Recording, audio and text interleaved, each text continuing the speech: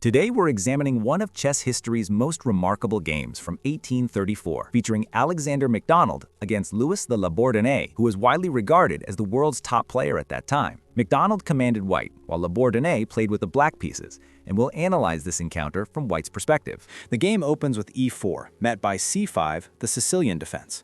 White continues with knight to f3, developing naturally and keeping options open. Black responds, knight c6, and white immediately strikes the center with d4. The central confrontation defines the opening. After the trade, black doesn't hesitate and plays e5, pushing white's knight back while claiming valuable central space. White exchanges on c6 and black recaptures.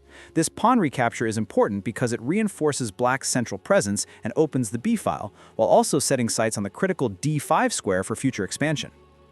Now, white develops the bishop to c4 on move 6, maintaining pressure on d5 and preventing black from occupying that key square easily.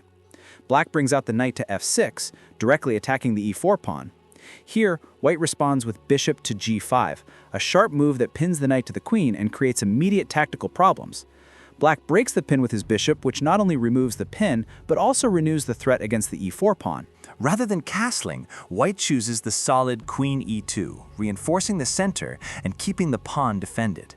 Black seizes this moment to play d5, a strong central break that claims more space and generates real activity in the position. The center is now fully contested. White captures the knight with bishop takes on f6, and after the bishop recaptures, white has a choice.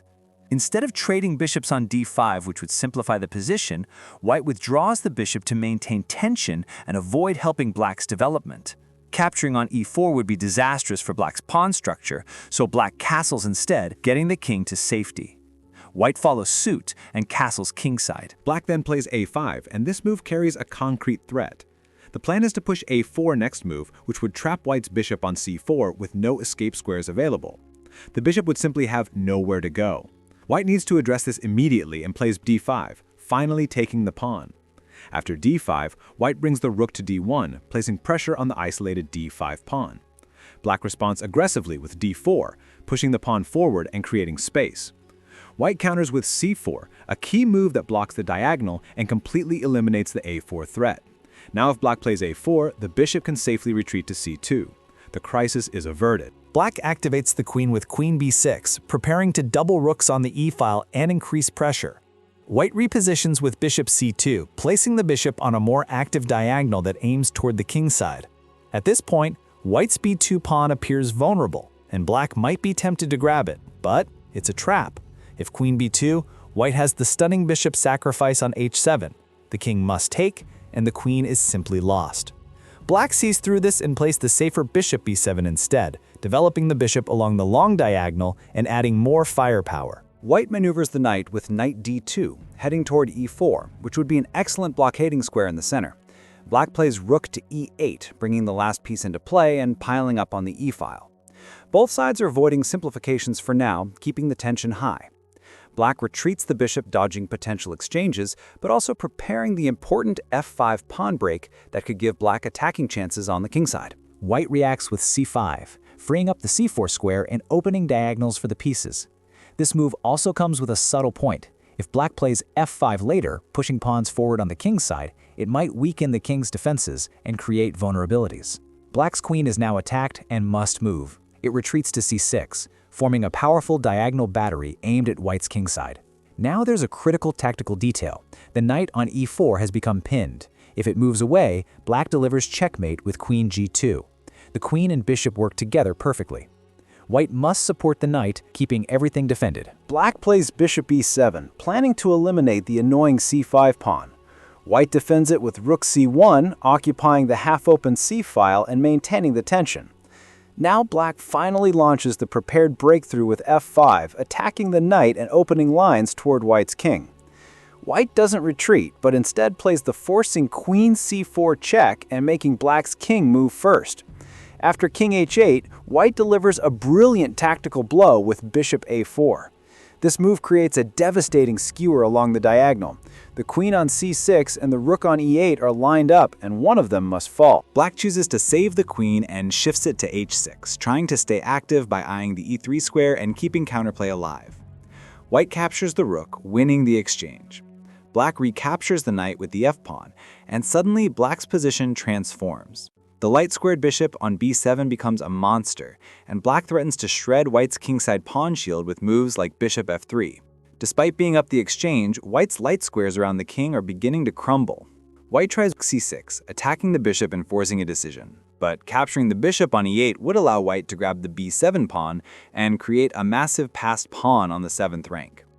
Black sees this and instead plays the brave f3, sacrificing the bishop to keep the attack rolling and ignoring the b7 pawn entirely. White recognizes the danger and doesn't touch the bishop. Instead, rook c2 defends the critical 2nd rank, trying to hold everything together. But the queen still infiltrates with queen e3 check, forcing king h1 as the king is driven into the corner. Black reroutes the bishop to c8, planning to swing it over to the king side where the real battle is happening.